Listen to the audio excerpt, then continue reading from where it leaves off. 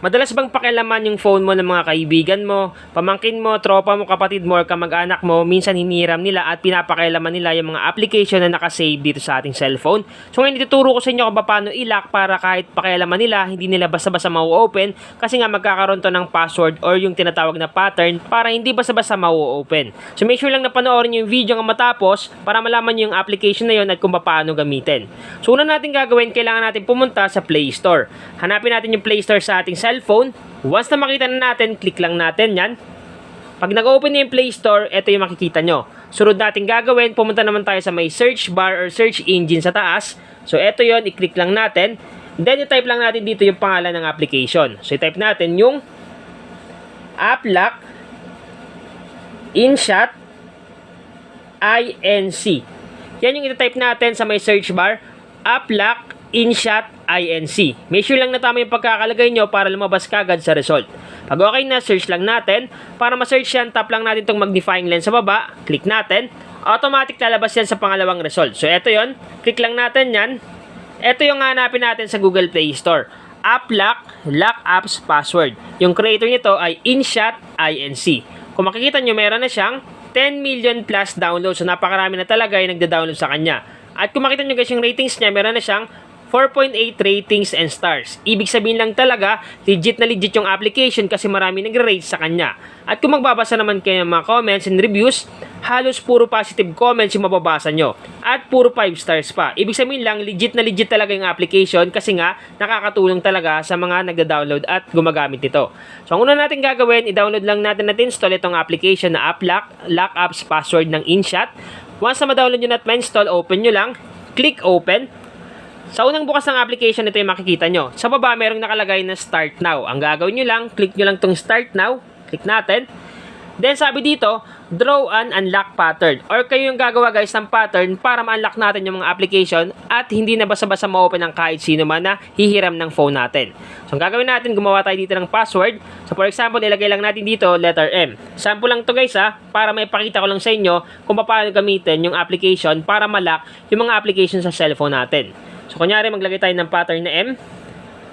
Once na malagay mo na, lalabas dyan, draw pattern again to confirm. So, ang gagawin natin, ulitin lang natin yung pattern na ginawa natin. So, ilagay ulit natin yung letter M.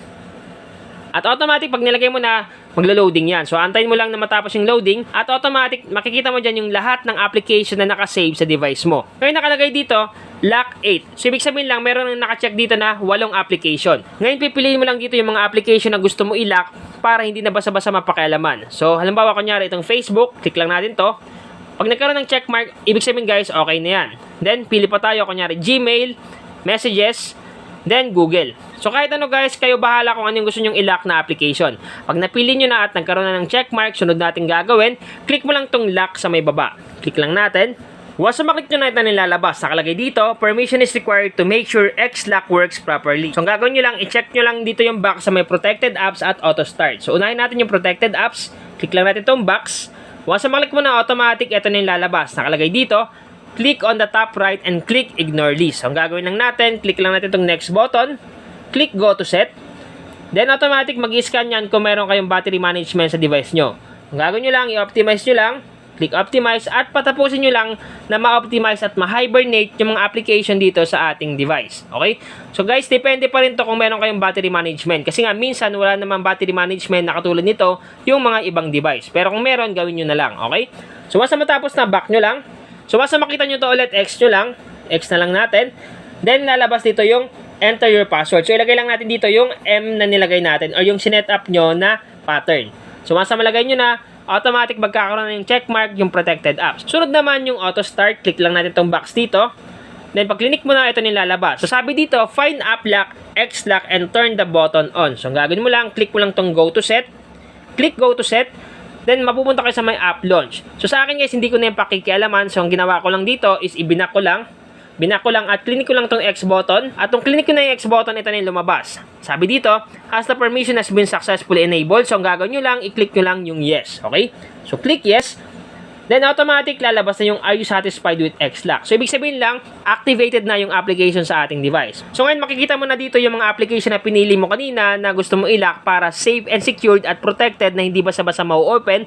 Once na pinahiram mo sa mga tropa mo, kamag-anak mo, pamangkin mo, or yung mga anak mo, hindi nila basta-basta ma-open yung application kasi nga activated na yung application na kailangan muna ilagay yung pattern or password para mabuksan yung app. Okay? So ngayon ipapakita ko sa inyo na legit talaga itong application. So exit natin. So for example guys, kunyari may nanghiram ng phone mo at hindi nila sinasabi sa iyo na bubuksan nila yung messenger mo. So kunyari hiniram nila at pinindot yung messenger. So halimbawa pinindot niyo yung messenger.